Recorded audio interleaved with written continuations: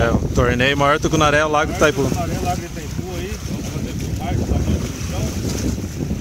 Vamos ver aqui. Fazer a medição agora. Tá aí a trena. Bota o bicho ali. Vamos colocar o contrário aqui. Vou colocar o rabo no zero ali. O rabo no zero. E a boca dele ali, ó, no 41 e quase 42. 41,5. Agora vamos soltar o bichão.